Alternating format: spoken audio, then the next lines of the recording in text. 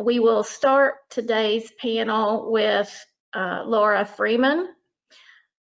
Ms. Freeman is the founder of Laura's Lean Beef Company and Mount Folly Enterprises.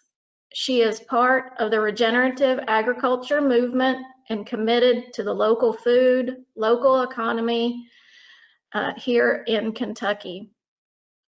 Ms. Freeman is owner of Mount Folly Farm, where she grows hemp and offers CBD products through Laura's Mercantile, along with Wildcat Willie Distillery. We're very excited to welcome Ms. Freeman to the Governor's Conference on Energy and Environment. Ms. Freeman, take it away. Thank you very much. And okay, there, I got the camera.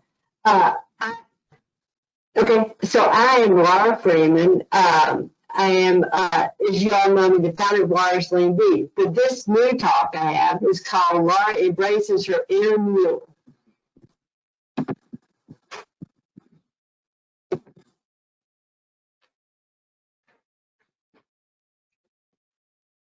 I've been at this a long time, since 1982 actually.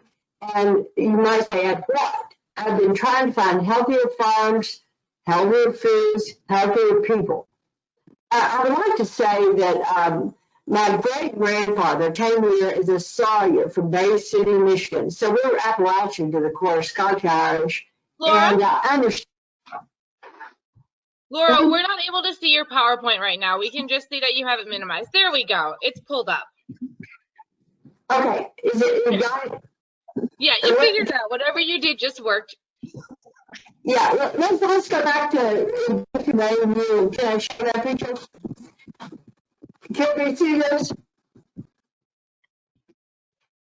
Because this is where I am today. I'm 63 years old. I've been at this for 45 years, and the only thing I can do is keep pulling. And we're talking about what I've been trying to do, which is healthy farms, healthy food, healthy people. You couldn't know me as a founder of Laura's Lean Beef. At least that's how I was introduced. And this company I started in 1984. We incorporated in 85. And we built it to be $135 million in sales, so $200 million in retail sales. We were selling in the U.S. and Canada. I was on that every week. And the farm was the center of this. I pretty much invented a no-antibiotic and no growth hormone beef based on the science. And then I had a big horse smash up and sold the company, retired, couldn't stand being retired, and dreamt up my next act. It was a regenerative agriculture based on a local circular economy. And you can see our brochure, and you can see our different companies at the bottom. Why did I do this? Well, I did it because as we were selling the company, I got a Development Meadows Fellowship up in Vermont. Most of the professors were from MIT. They were systems analysts. Meadows had written, been one of the main writers, a book called Limits to Growth. And it was based on understanding planetary limits, which there definitely are. And so as we got into this, we studied the limits, we modeled the limits, and the limits that we really dealt with was climate. And I came away understanding that we have a big problem. Because of burning fossil fuels, we were putting far more carbon into the atmosphere, and we were, all of the feedback mechanisms were in place for runaway, basically climate devastation. So we studied the climate system. But one thing that they did not really account about is what we call regenerative agriculture, which is a way to sequester carbon in land sinks. Land sink is kind of what I'm doing. I'm also trying to build wealth in East Kentucky by developing companies and giving young people stock in the companies so that they're not just, you know, $30 or $40 hour workers, but they're owners. Okay, so regenerative agriculture. The best way to understand this, at least for me, is, you know, when you're burning fossil fuels, what you're burning is plants and animals who died millions of years ago. They've been squashed under mounds. The mounds have uprooted and reseeded, and you're burning those plants and animals, and you're putting carbon in the atmosphere. We can trap the same carbon that's in the atmosphere through plants and through soils and through trees, and sequester part of that in the ground. So we've basically got a circle of burning fossil fuels, trapping them in the ground. And you have to put burning fossil fuels, that's clear, but we can trap a lot of this carbon. Again, it's a soil-based system. And there is a fair amount of controversy for my world with greenhouse systems because a soil-based system allows for sequestration. The nutrients are recycled through the soil, the plants, and we go for certified organic systems because the soil is alive. You've not been dumping chemicals on the microbes in the soil, and these microbes help digest the carbon and sequester it through making humic acid and feeding the soil biology, microalgae, and so on and so forth. And they basically also take the mineralized nutrients in the soil and let the plants have them. Now, first what we're trying to do is sequester carbon in cropland. Now, you see me there with the most important equation in nature there is. It's equation for photosynthesis. Basically, plants, simply, they eat carbon and they breathe out oxygen. And you see me on the right, standing by a big field of rye. And this is a cover crop that we planted that grows all winter long. And then when it comes spring, we either harrow it in very lightly, or now we're going to be able to roll it, crimp it, and make a big mulch before we plant organic crops. The other thing, and this was a real light bulb moment for me, is that cattle, it's true they belch methane. There's no way around that. They're ruminants, just like deer are, just like sheep are, just like bison are. But they also poop, and the poop is nothing but carbon, and it helps increase soil organic matter. So if you rotate them very carefully using a lot of electric fence, you can get them to make more organic matter than they belch, basically. And so cattle are net zero as far as carbon. Handled that way. The other great idea is to plant trees. Now, we have Green Forest Works, as you know, is planting trees on strip mines. That's the greatest idea I've ever heard. I'm also trying to plant trees on our farm woodlots.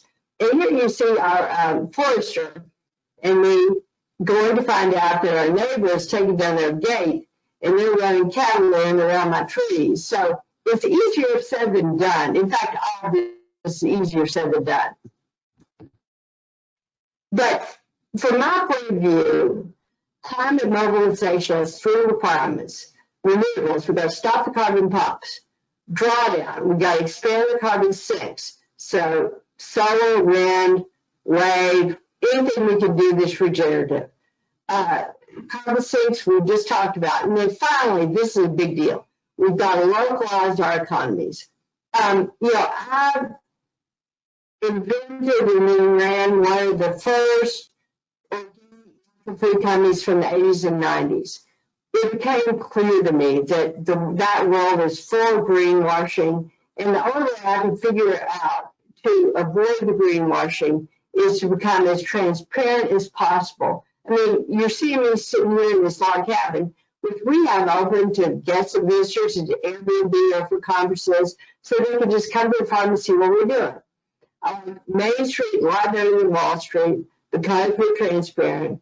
I'm trying to reduce food miles with my circular economy, which has more accountability, more visibility, and recycle resources at a scale we can monitor. I mean, if I want to go see what's going on, I just walk out the door. I don't have to fly to New York and fly to China. We can monitor it, we can understand it. Okay, renewables. We start with solar. You see solar panels I've got on the capital itself. So I've got solar panels going up here, and I've got solar panels going in downtown Winchester. Wind, we all know about wave energy. I retired for a few years, didn't like it, but I was up in Massachusetts with it, really working on this wave energy thing to be renewable. It looks to me like it's going to work well. Drawdown. Okay, this is me. Sequestration, working landscapes.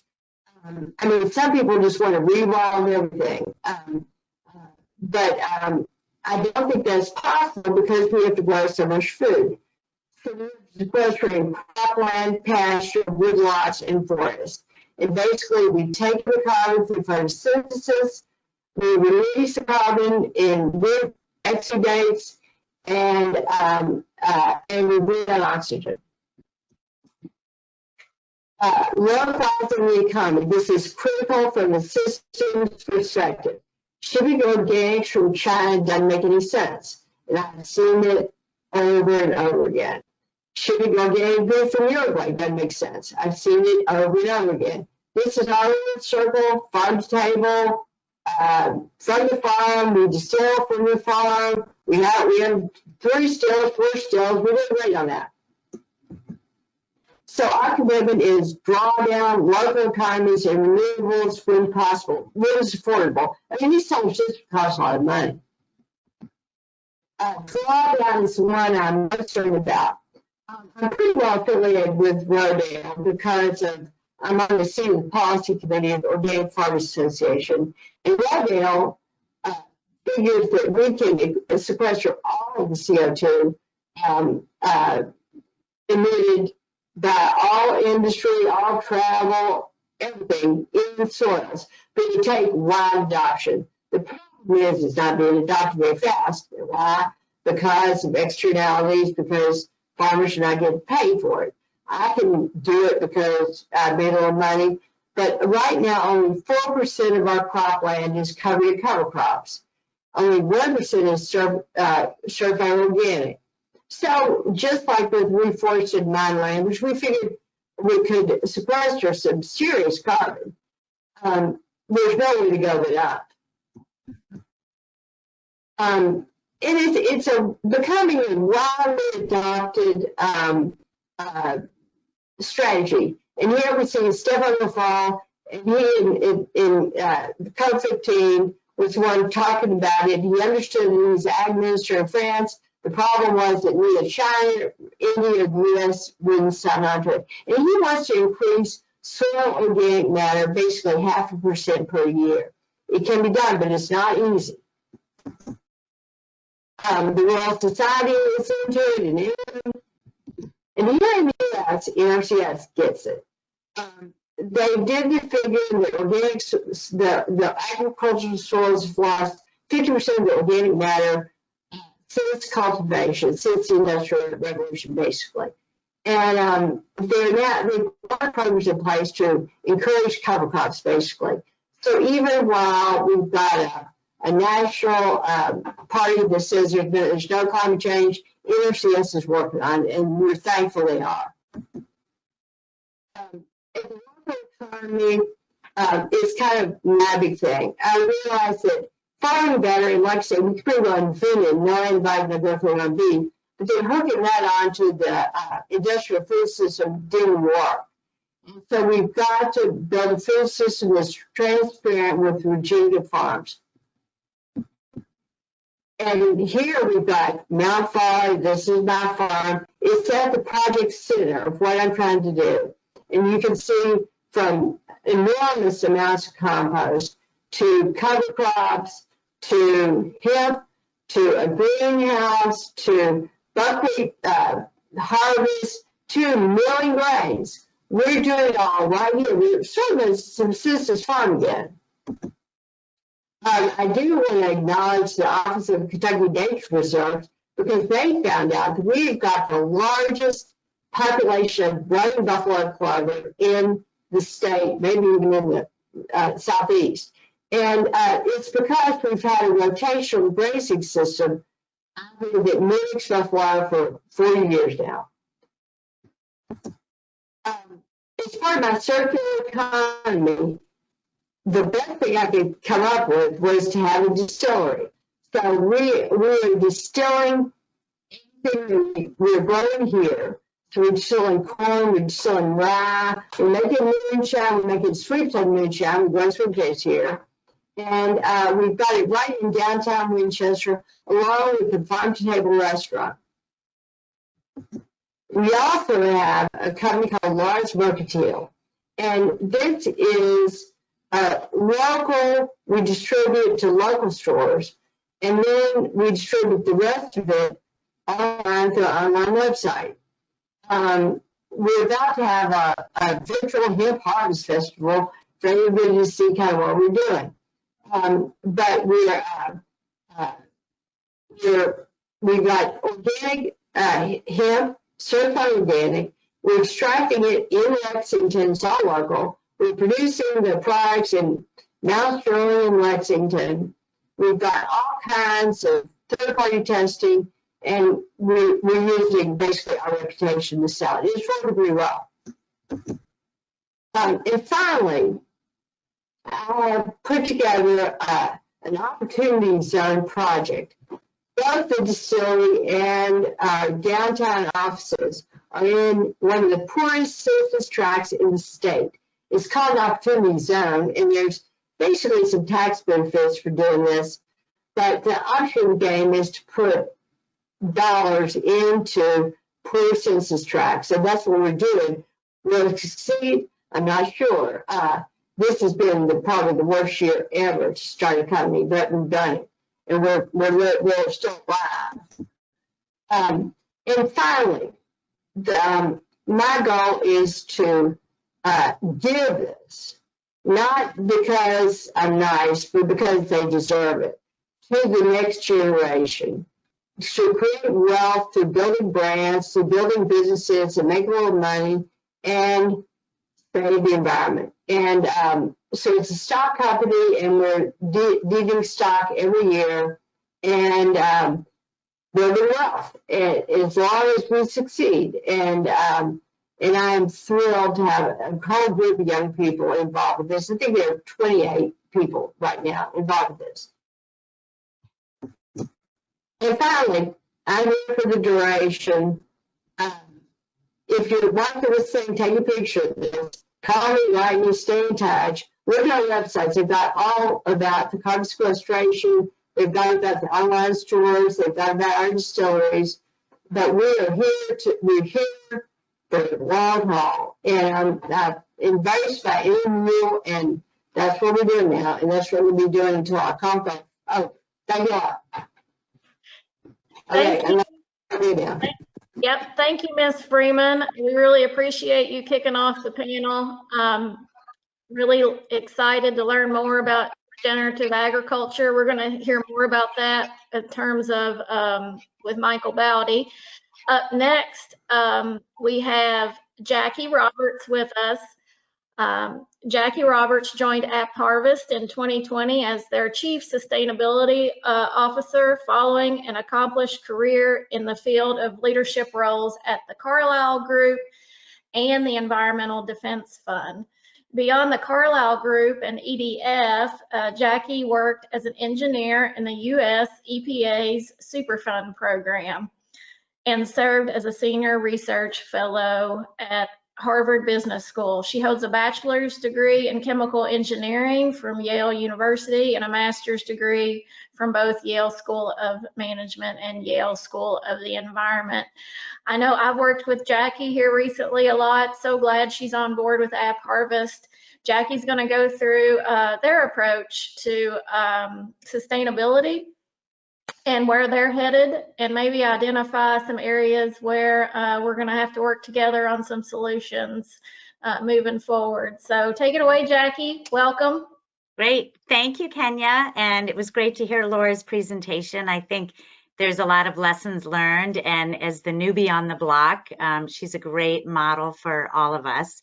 I have actually spent my career in Washington, D.C. for the most part in different capacities. And I think what is happening in Kentucky is so exciting and really attracted me to the potential to both build new sectors of the economy here and really win in the future of where a lot of economic development will go as the world needs more solutions to environmental and energy issues.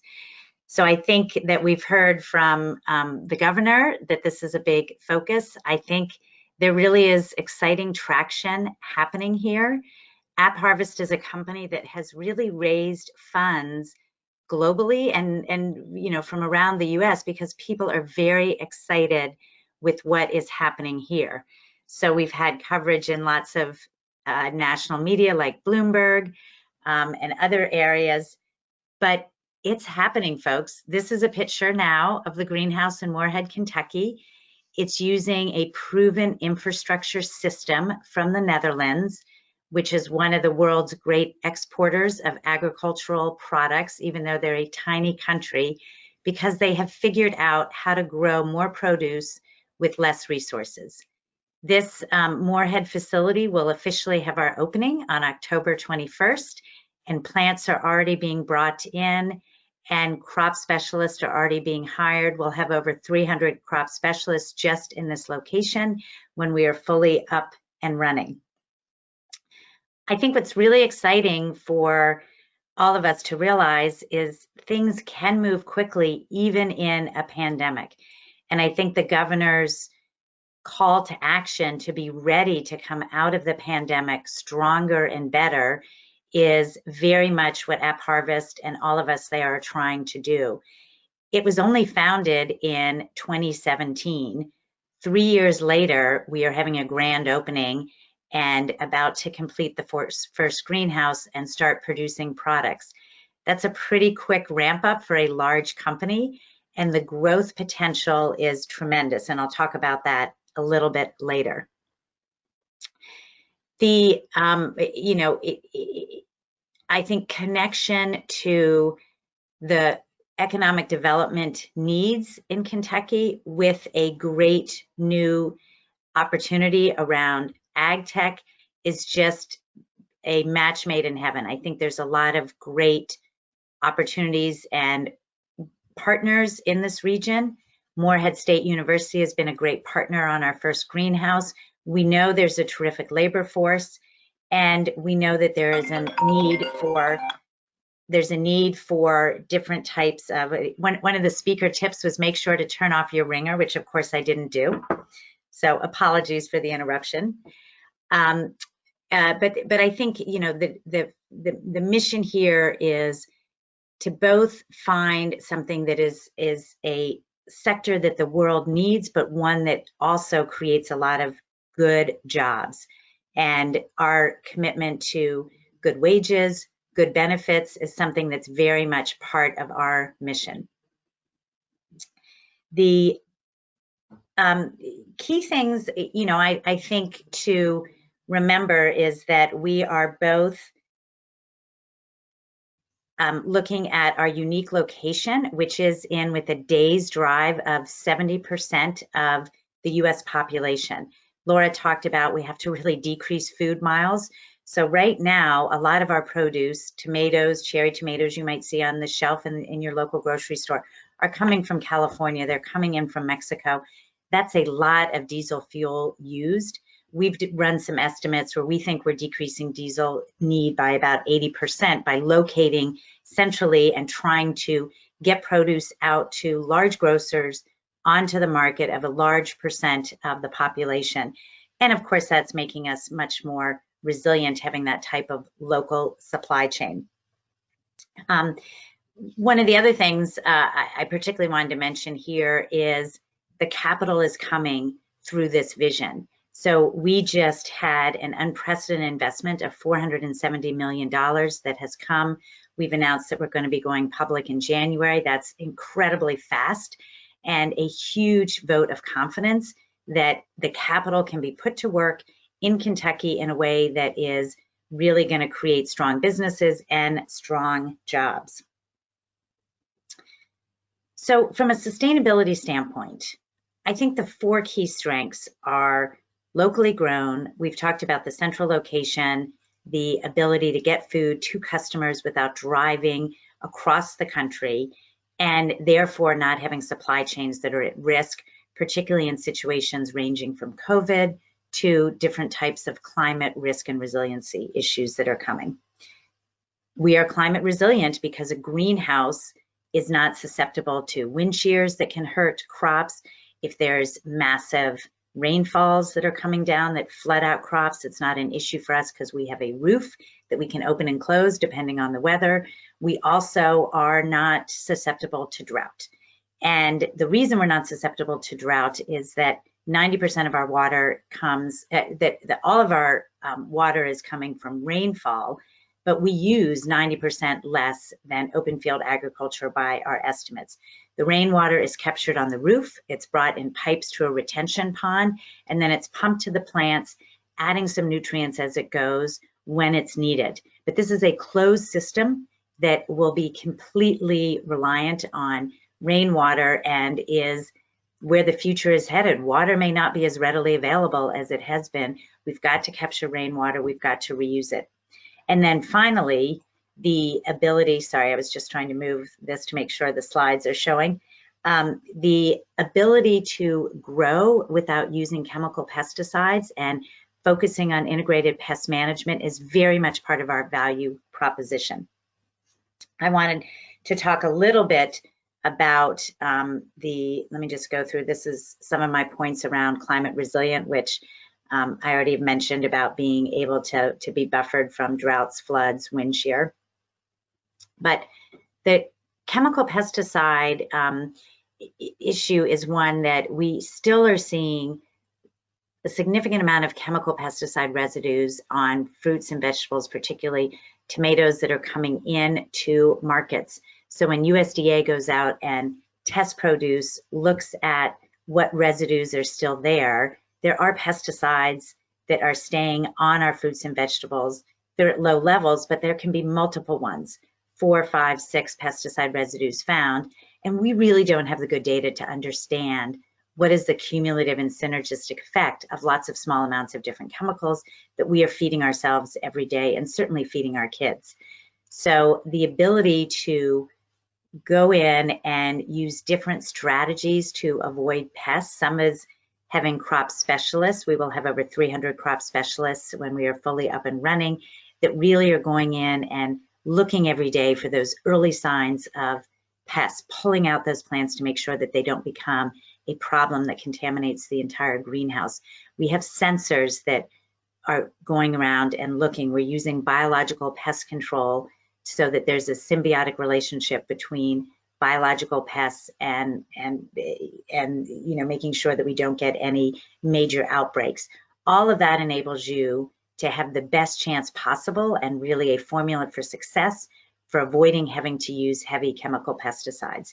So our product is coming out, it's fresh, it's nutritious, and because we can get it to market quickly and we can harvest it at the peak of nutrition, it's coming into markets as a very high value, healthy food. I've mentioned our water cycle and the ability to really not have to bring in any city water, any other well water, being able to focus on rainwater. But when you're in a greenhouse, you can also grow 30 times more produce when compared to an acre of traditional open field. And we see ourselves as very compatible with open field agriculture, but the amount of food that we have to produce for the population means we have to grow a lot more food on a lot less soil if we're not going to both degrade the nutrients and the health of our soils, and if we're going to be able to feed the world. So the ability to be very resource efficient over time, I think it's going to be something that's increasingly important in the agricultural sector. So those are the strengths of what is the largest, controlled environment ag right now in the U.S. But as with any sustainability strategies, there's always room for improvement. So what are we working on? We're a new company. So the things that we particularly see ourselves growing solutions in are managing organic waste. We know we can take waste tomatoes and find good uses for them, hopefully even feeding livestock in the area. But every time you go into a new crop and you pull out tomato vines and leaves, you have a large amount of carbon that has been stored in that organic material. And we are working hard to make sure that that carbon that is stored there gets back to the soil. It's put into a really good use so that we have that closed circle of regeneration on the carbon in those plants. So waste is going to be an area that we really hope to work with lots of folks in Kentucky on, and a very important strategy for us to evolve as we grow is what's the highest and best use for that organic material. We use boilers to heat the greenhouse. The CO2 that comes off of the boilers is absorbed into the plants, but it's very much tied to the ability to take that organic waste and make sure that that carbon doesn't get re-released. So the carbon has got to not just be taken up and stored in the plants, but then it's got to stay in the plants and stay in the soil. And then finally, electricity consumption. We have a flat horizontal roof, so we use natural sunlight extensively. We find that in many months of the year, there's no need for supplemental lighting. We also have our roof panels open and closed to allow for ventilation or not to help control the temperature. But there is, in winter months, need for supplemental lighting and supplemental heat. And electricity is a place where, for the lighting, we are moving very fast to look at options for renewable energy. Our CEO is a solar developer. This is a very high commitment for the company. We think long-term solar is going to be cheaper. And that's important because we want our cost structure to be very competitive with the industry. We want to win. We want to have the most competitive products, and we want to make sure that we can get products to the shelf for the same price as what's already on the shelf. We know, just like as the electric vehicles benefit from a grid becoming greener, we too will benefit from the grid becoming greener in the region. And we've been vocal about our interest and our need for renewable energy. But it's not just that we want to do this or that it's good for our cost structure. Our customers are forcing suppliers to report their carbon footprint. Large customers ask suppliers what you're doing, how you're reducing that footprint. You're having to submit it, and it's becoming something that if we want to be a supplier of choice for grocery stores across the US, we have got to show that we are working hard to reduce our carbon footprint. Secondly, our competition is doing this. Our competition is increasingly other smaller greenhouses that are emerging, and they can be in regions where the grid has a different makeup, and so their underlying energy mix is different than ours. So we know that there's going to be a race to the top to show which of the controlled ag environments is greener, which has a greener electrical footprint, and we want to be there. We want to be the top one. We want to be able to show that we can do this in Kentucky, and we want to be able to compete effectively with any company located across the US. And then finally, one of the reasons why I think we've had such a large interest in investing in our company and investing in Kentucky is our uniqueness of being a B Corp and being certified as a B Corp. What does that mean? It means that we have a very high commitment to environmental and social performance. We've gone through a rigorous certification process, which has looked at all aspects of our operations, from governance to labor to environmental practices, and we have exceeded the level that we need to be certified as a B Corp. There have only been to date about 14 companies of the 3,000 public companies in the US that have achieved this certification. That combination of having the B Corp certification and being a public company is unique and attracts a lot of capital. And we want to ensure that we continue to be one of the top performing B Corp certification companies. It's a handful to say, a mouthful to say, but our energy supply and our energy mix will be something that we're scrutinized on by investors and by the B Corp community. So at the end of the day, we do see U.S. corporations, as I think the governor alluded to, are starting to ask questions about what does the grid look like as they make decisions about where to locate. We know a lot of U.S. corporations are speccing renewable energy, and we've seen this trend happening, and it's why we're seeing changes in Kentucky. So it's something that we are very much caught up in the mix of, but also very much seeing that for our customers, our competition, our B Corp certification, we need to be able to show improvement in this area. And I'm spending a lot of time on this issue, and our whole team is at AppHarvest. Finally, I just wanted to wrap up with some third-party market research, which is really exciting in terms of showing what is the potential for this market. And we've done some quick estimates based on their projection that the 20 acres in the U.S. could easily be converted to the sector. And if AppHarvest builds just 10% of that market potential in Kentucky, which we would love to do, and in Appalachia more broadly, that's over 10,000 new jobs. That's a huge amount of new electricity demand. If new electricity is coming into the grid, it can be green. The cost is very effective right now, very low.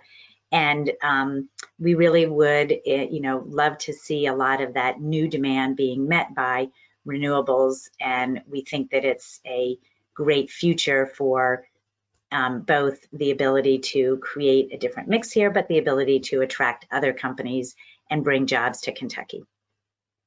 So thank you, Jackie. And there, thank you very much. Thank you. We look forward to watching AppHarvest grow and see what's in store for them as you all kind of pave the way for how to do this in Kentucky. Thanks. So look forward to working with you. Up next, we have Michael Baute. Michael is the Director of Regenerative Energy and Land Management with Silicon Ranch. I go back to working with Silicon Ranch when I would work with TVA on their solar projects when we were involved in a working group there. So I have a long history working with Silicon Ranch, and their story is unique. Michael is going to build on what Laura talked about. Laura talked about regenerative agriculture. So Michael brings in this piece related to regenerative energy and regenerative agriculture and how they can work together. Michael brings more than 15 years of diverse land management experience to Silicon Ranch, including expertise in regenerative land use practices, as well as soil and crop sciences. I know I'm excited to hear about regenerative energy and maybe the opportunities we have here with some of our solar projects. So Michael, take it away. All right, thank you very much, Kenya. And just checking, can you hear me and see my screen okay? Yes, we can. Yes. Excellent. Thank you for having me, y'all. Before I get into articulating some things in words, I would just like to show you some of our work. This piece was produced by a young woman who, her and her family are a regenerative land management vendor for Silicon Ranch. They manage about 1,500 acres across several solar projects of ours. So I'd just like to show you a little bit about their work.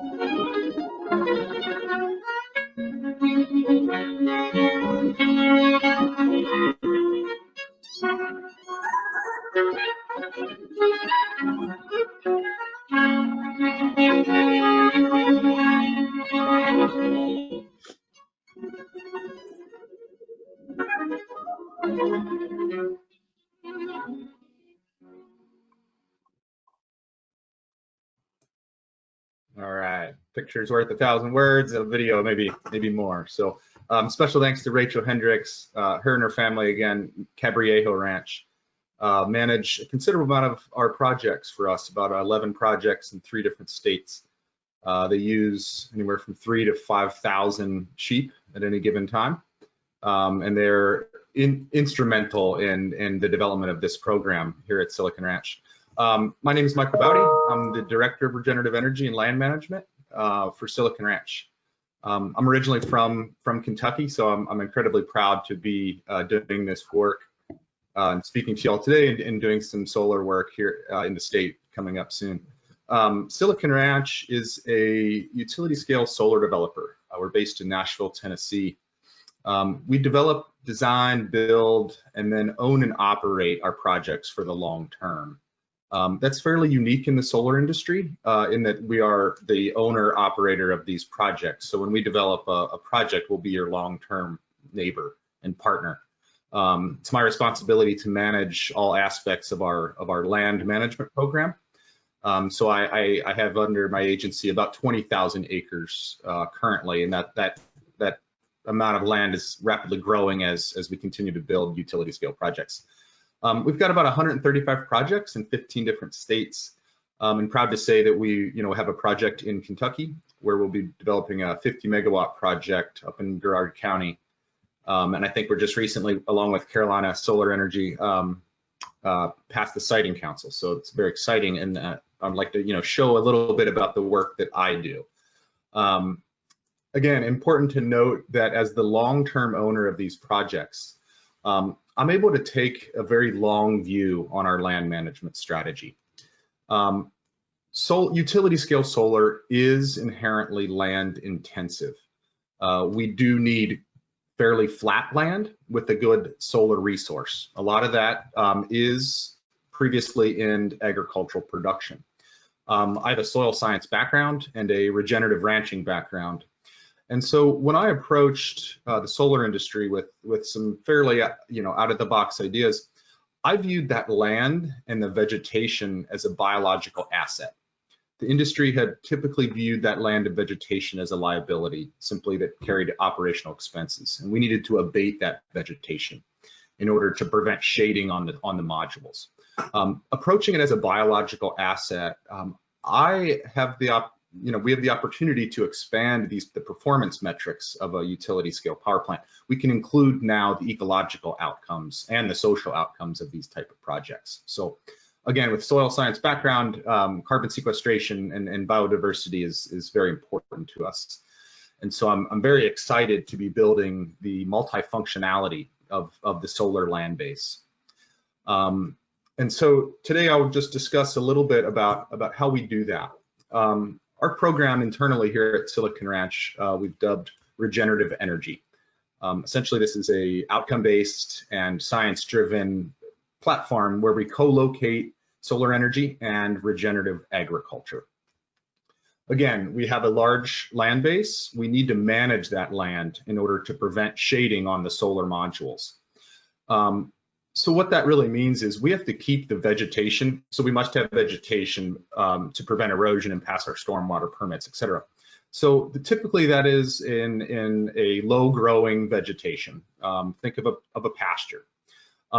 I view this as the solar industry continues to grow. We have one of the largest opportunities to restore functioning grassland ecosystems. If we don't manage this land, we all know here in the Southeast and in Kentucky, the forests will grow back. So we need to keep this vegetation in kind of a grass, in the status of a grassland. And what we're able to do, and Laura alluded to this, right? We're mimicking natural grazing systems in the way that natural grasslands evolved over millions of years. Think about the Great Plains. We had 45 million bison roaming across the prairie. They were moved by wolves and fire to an extent. And as those large herds would enter a patch of grasslands, it would be heavy impact from their trampling, their grazing, their manuring, their urinating, and their salivation. And then wolves would have pushed that herd of bison onto new ground. And they might not have returned to that same area for maybe a year. Meanwhile, that allowed those grasses to recover and so to grow very tall. And then that cycle would happen again. So it was heavy animal impact, the ability to regrow, recover, heavy animal impact, and the ability to grow and recover. That's kind of the basics of the carbon cycle in our soil profile. So what we do on a solar farm, we're able to mimic that. We use domesticated livestock. In most cases, we use sheep. And we use electric fence and keen observation and management skills in order to rotate the large flocks of sheep around the property, essentially mimicking the way that those grasslands would have co-evolved with bison. You can see in the photo here on the right, we have, there's a flock of sheep. That's a mobile mineral feeder as well that just keep rain out of their minerals.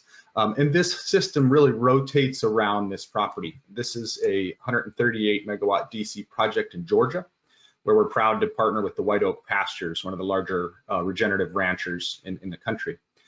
They rotate about 3,000 sheep through that property, again, to meet our vegetation management performance specifications. They also produce grass-fed lamb on this property, so we're very much keeping this land in agricultural production. Specific to this project, White Oak Pastures also raises, at any given time, about 20,000 broiler hens on our property, and about 1,000 or 2,000 ducks at any given time. What I'd like to highlight here is that the PV architecture itself creates this very symbiotic relationship between the livestock. They have housing needs, so this is able to protect them from rainstorms, and in Georgia, in the summertime specifically, from the sun and hot weather. So shade is often an acknowledged, underutilized resource out in our pasture systems. So really what we're creating here is a solar savanna. And it's not without its learning curves for sure, but we're really learning how to co-locate these two seemingly different enterprises into a single land use. I'm going to go ahead and share this mind map with you, and it's not all that straightforward, but I bring this to your attention. Basically, these are not linear projects.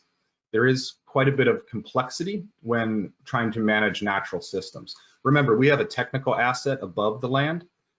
We can engineer that pretty smoothly, but how we manage that land is a little more complex. It's not necessarily complicated, it's just complex. So let's just quickly follow an energy project. On the top left, we have the power plant. The electrons, of course, get sold to a customer.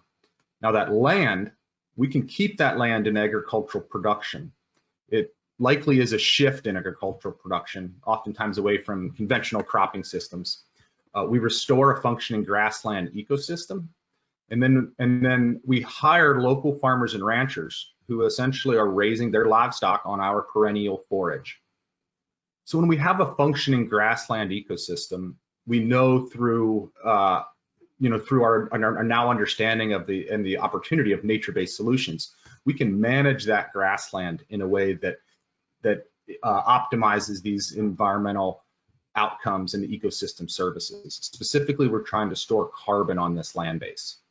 So we've created new economic impacts by hiring local farmers and ranchers. These are new jobs above and beyond the fairly large construction jobs and the fairly large economic impact of the energy project itself. So we hire these ranchers. We used improved grazing practices. For those in the NRCS world, this would be a Conservation Code 328 or prescribed grazing. And specifically, we use a variant of rotational grazing called adaptive multi-paddock grazing. So this is AMP grazing. Again, we're mimicking the natural rhythms of the grasslands and grazing ruminants. We use that functioning grassland ecosystem as a terrestrial carbon sink. We're working on ways to quantify that. There's a massive push right now to quantify soil carbon. It's not very straightforward, and it's taking us time as the science and agricultural communities to learn how to quantify and monetize that and generate these environmental assets and get them to customers. So that may be a complicated discussion, but I wanted to kind of lay out all the kind of the moving parts here. This is as simple as I was able to distill it down, but there's definitely a lot of connections in some of these projects. Key to us being able to expand the performance metrics of our power plants, we want to understand the environmental and social impacts of these projects, as well as the additional economic impacts. So at Silicon Ranch, we actually have modified an existing methodology to begin to understand the full value that we're creating. And so we use the Regenerative Energy Ecometrics platform as a way to quantify and verify our outcomes. This aligns with global frameworks around social value, and this also then aligns with sustainable development goals and ultimately the Paris Agreement. Part of our goal is, again, to use our land as a carbon sink. I alluded to the fact we're still kind of working on the protocols and the registries, but I just again wanted to highlight, along with Laura and agricultural operations all over the country, we're really looking to see what impacts we can make from our land management strategies, and as we move into the future, looking at how do we innovate even further within the solar world in order to optimize those ecological outcomes. We are currently designing a PV architecture system that will allow for cattle grazing, not just sheep grazing. So I'm really excited about that. I think there will be even more opportunity to co-locate agriculture and energy should we be successful in that R&D project. And we're bringing this to others as well. We're developing a series of standards and a certification pathway for others, similar to a LEED style certification, but basically trying to lay out our lessons learned. Again, we're learning every day how to do this stuff. How do we engineer the technical asset to allow for ease of grazing and ease of land management? So we're packaging that in a way that others can utilize this, learn with us, and partner with us on doing this across the industry. We'd really like to see the solar industry up its game in land management. We see a lot of activity in this direction. This is our brand of that. So we're very excited to be working with others. I'll go ahead and leave it there. Again, very excited to be with y'all. And really, again, very, very excited to be working in solar and agriculture in the Commonwealth and be back in my home state. So thank you very much. Well, and Michael, we're really excited to have you. Just for the attendees, our office, the Office of Energy Policy, we are working in conjunction with the Kentucky Sheep and Goat Development Council and working toward an initiative of partnering their producers with some of our solar projects. I do have to do a shout out to NRCS and Zeb Weiss with Kentucky Nature Preserves, and our utility solar projects as well that are out there, in that they've been incorporating more and more pollinators. Pollinators are an important part of this conversation as well. And then for those of you who want to see this in real time, Louisville Gas and Electric, Kentucky Utilities in Mercer County is grazing sheep on their 10 megawatt solar farm in partnership with Shaker Village. We hope to see some exciting results from that project, and we're really looking forward to see what Silicon Ranch has in store for their projects here in Kentucky, Michael, and look forward to working with you more on educating both our developers and our producers on how we can work together. So thanks, Michael. And for the attendees, we'll be doing a question and answer session via chat at the end of the presentation. But finally, our panelist lineup is Rick Price. It wouldn't be the Kentucky Governor's Conference on Energy and the Environment if we didn't figure out a way to talk about bourbon. And so Rick Price is with us today, and he's the Director of Global Environmental Stewardship for Beam Suntory. Rick has worked for Beam Suntory for the last 24 years in various leadership roles.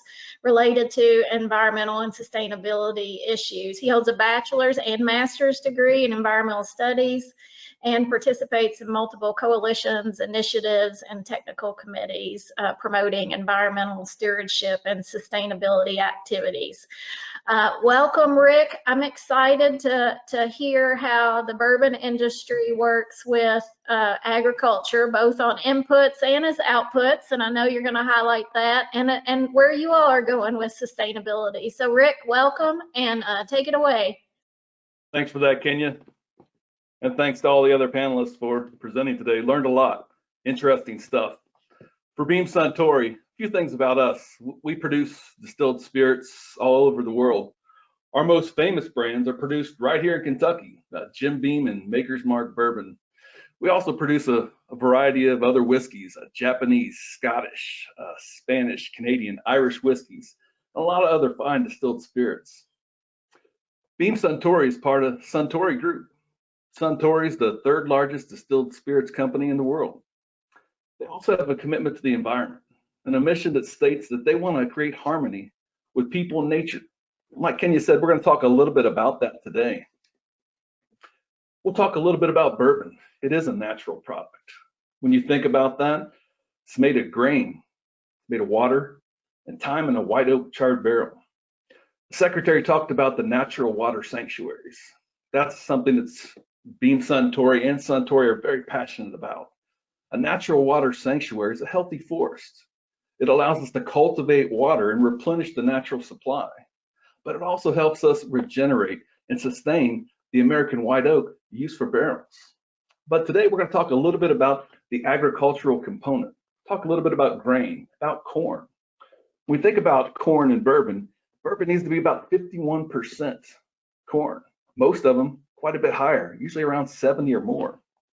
When you think about corn in terms of Kentucky, the Kentucky Distiller Association said that there was about 9 million bushels purchased from Kentucky corn farmers last year.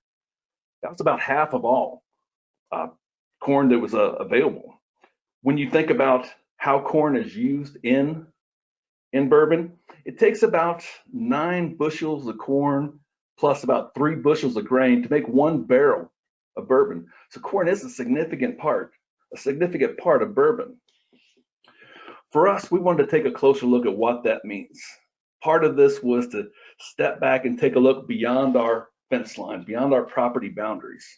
On the left side, you can see what is the value chain for distilled spirits. We looked at it from a carbon standpoint. When we talk about carbon, there's the scope 1, 2, and 3. Scope 1 and 2 carbon is typically that manufacturing boundary. You see that red circle around that. That's the property fence line. And for most of our products, that was about 1/3 of the total carbon footprint, the manufacturing piece. What was more interesting was the rest of it, everything upstream. So raw materials, agriculture, packaging, and everything downstream like logistics, consumer use, and end of life for that packaging, that made up 2/3 or more than 65% of that. When we peeled that back a little bit further, we found out that agricultural products was about 40% of that. The rest of it was made up between packaging, logistics, and other things. So we want to take a closer look. What would it take? What would it take to make a meaningful reduction of carbon in our agriculture? And we looked at this, and you've heard this from the other suppliers, or the other presenters today. It takes quite a bit. There's a couple different levers that need to be pulled on this. The first one is the heart of the Kentucky Agritech initiative. It's those enablers. It's that enabler lever we need to pull, the research and development needed to create the abatement reduction activities at scale. When you look at those enablers, it's the ones you might expect. It's universities, it's governments, it's producers and manufacturers, NGOs, but also customers and consumers. Heard the governor talk a little bit how people are paying a little bit more attention to their food supply chain. We'll talk a bit more about that later. When people ask us, what does it mean? What are those types of abatement reduction activities? People hear about a lot about what we can do, but they want to know a bit more about how we get there. We look at about 4 different areas. We look at fuel and energy. If we're on the farm, what's the opportunity for a farmer to upgrade his equipment? Does that mean moving away from the tractors that use diesel to maybe biodiesel? Or maybe it's another energy supply altogether. How's the corn dried? Is it propane is another source? And what about the transportation to the elevators and on the farm itself? The second one is really at the heart, I think, of the Kentucky Agriculture Initiative. It's getting into precision agricultural techniques. We think about irrigation. Maybe irrigation of crops isn't just a certain number of hours of a broadcasting irrigator. Maybe it's about when the plant needs it, the amount, the right time. The same thing with fertilizer and pesticide use. With fertilizers, we want to make sure we have controlled release and stabilized fertilizers. But also some of the land management practices you heard others talk about today. The soil health, the carbon sequestration within the soil, things we can do with crop rotations, with the use of cover crops, play a huge role in this. And there's still a lot of work to be done there. A lot of work that these enablers, the research and development, can do to drive these. It takes quite a bit of time to get from concept to commercialization at scale. Commercialization, where the farmer and the cooperative can make that work in their business model. Then the last one that comes up on our list are the market-based incentives. When we think about the future Kentucky and the future Kentucky agriculture, it may be a competitive advantage for us as a state to be able to say that we sustainably produce these products. And you know what? I think we're going to see more consumers take a closer look at the traceability of that. If we think about the grains, maybe consumers won't be content to know the elevator the grain comes from. They'll want to know the state, or the county, the field, and maybe the farmer. So it's going to take some technology. It's going to take some collaboration to get us there.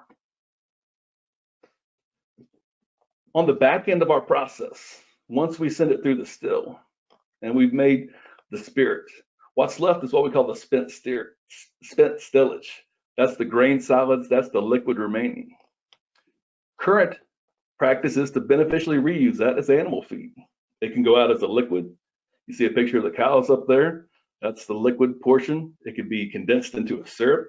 It can be separated to have a wet solid or a dry solid. But we started to take a look into the future. What would it mean if we did something else?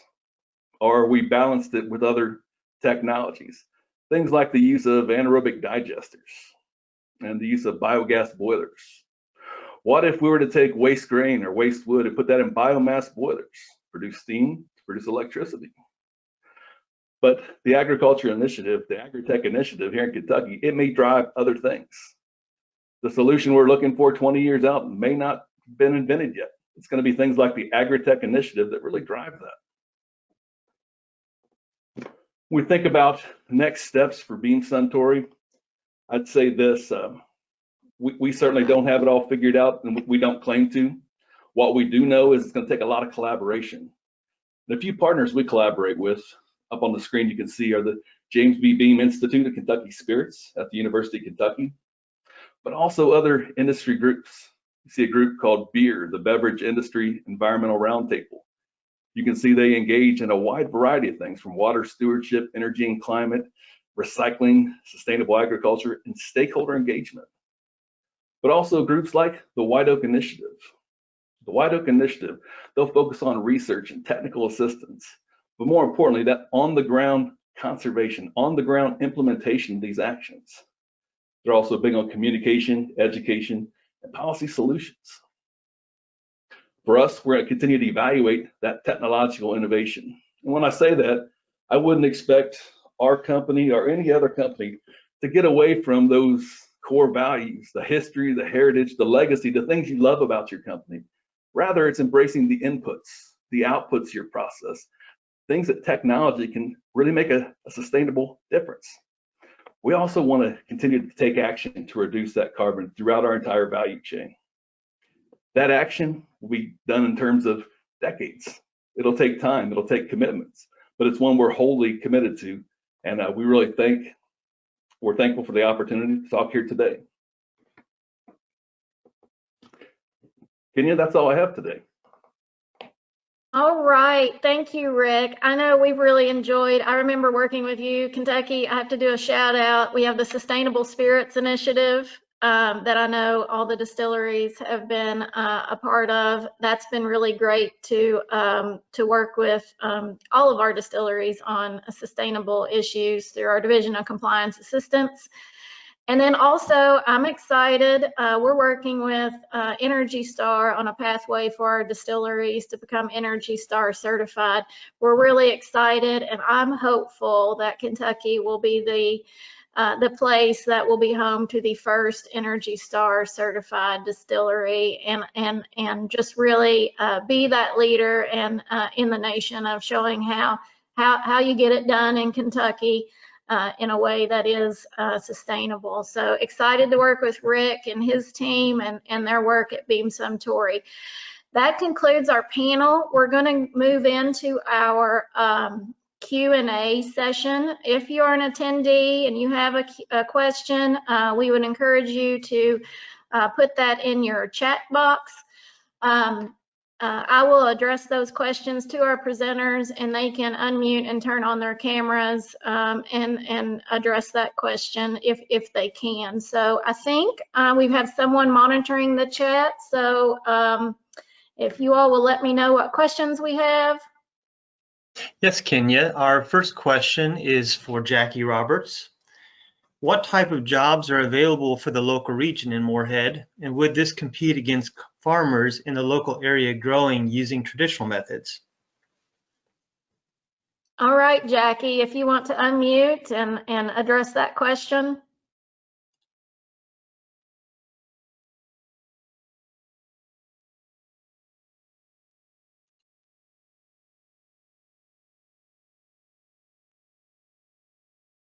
I think Jackie's, Jackie, if you're self-muted, if you'd like to unmute, we have a question for you. All right, Larry, while Jackie's figuring that out, do we have another question we can throw out? Sure, but all questions are currently for Jackie Roberts. Oh. Okay. Let me see what I can do and figure out Jackie's problem. All right. Thank you, Lindsay.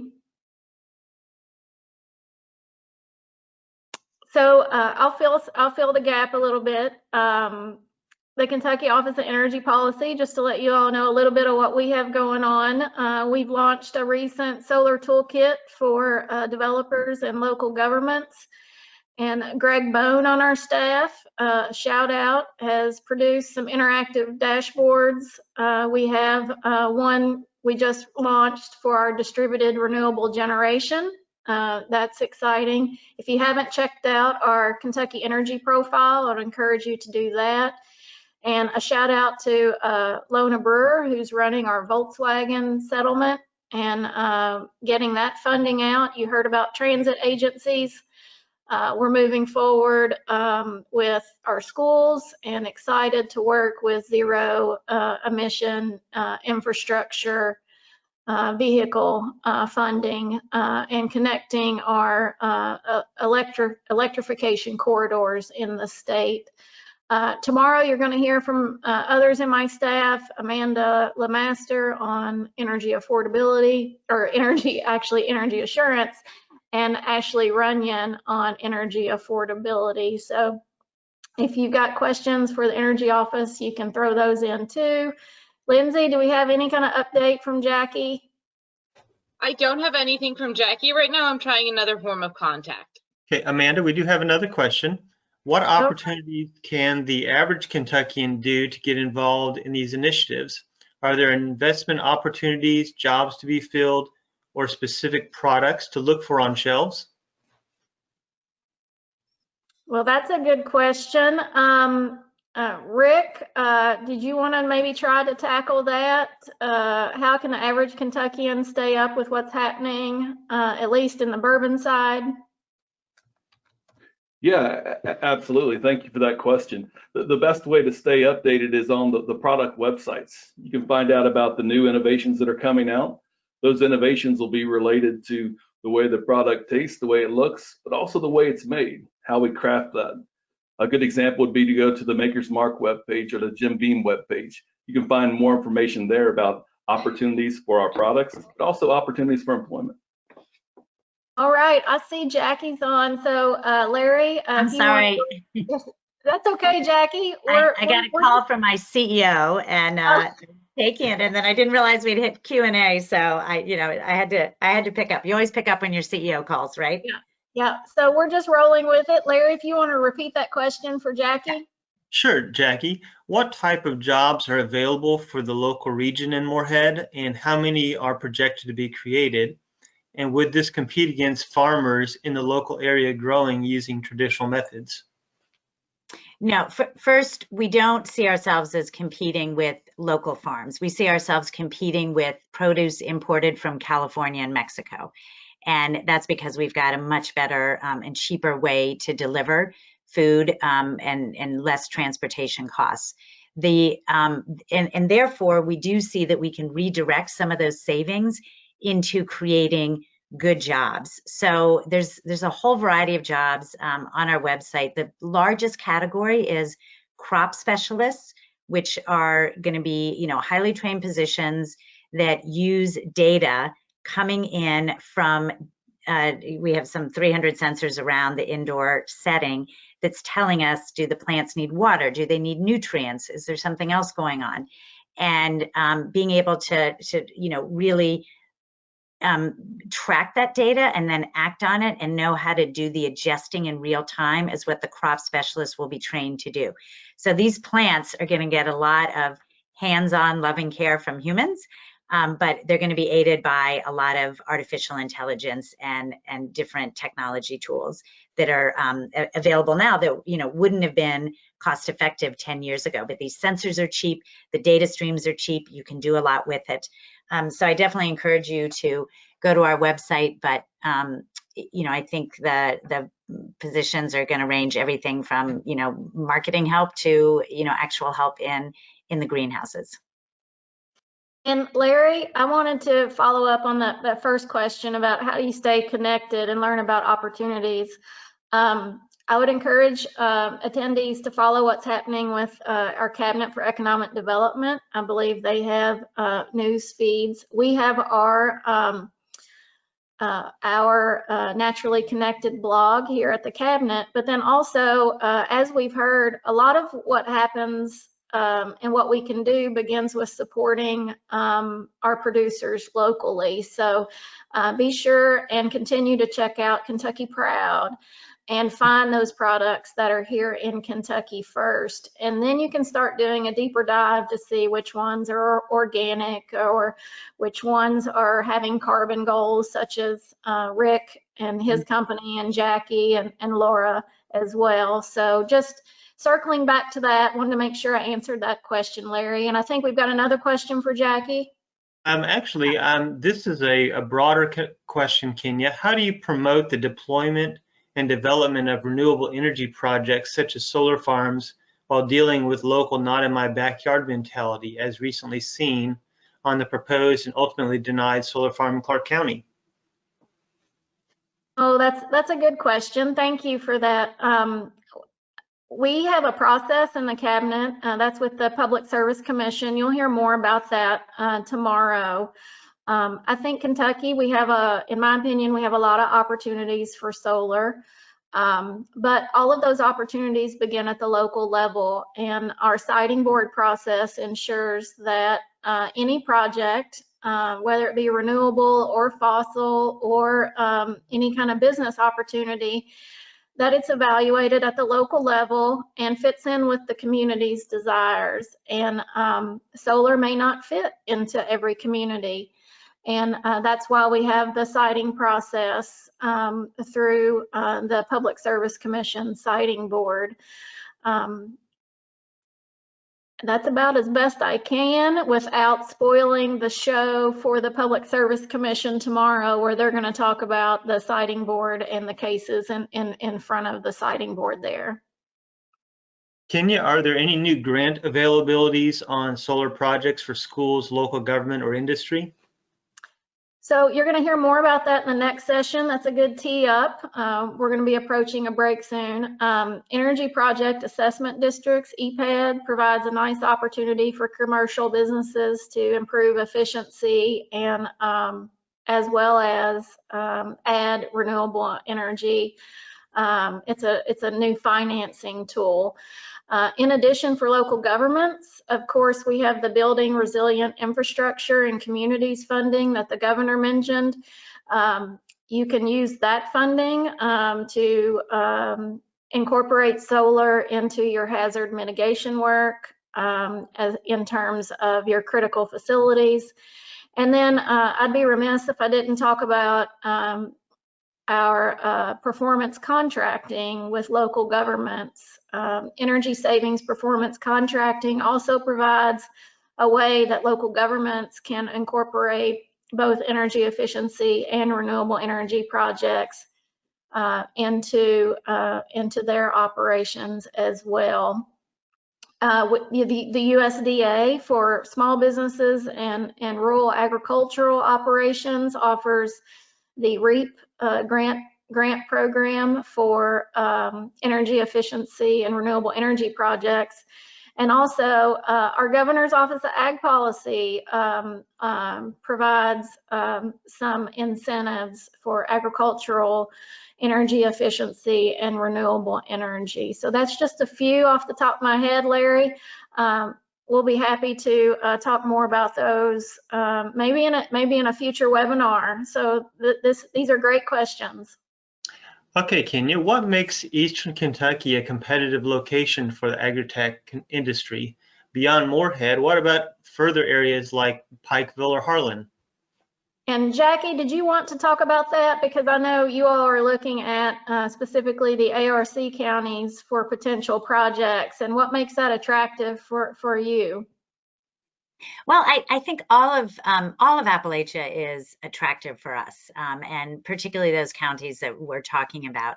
I think that there is an importance in having a critical mass, because in order to make these greenhouses really, sufficiently profitable that you can get investors, you've got to have some scale. So we do need to have a certain scale, and they are heavy. So we've got to have the underlying soil.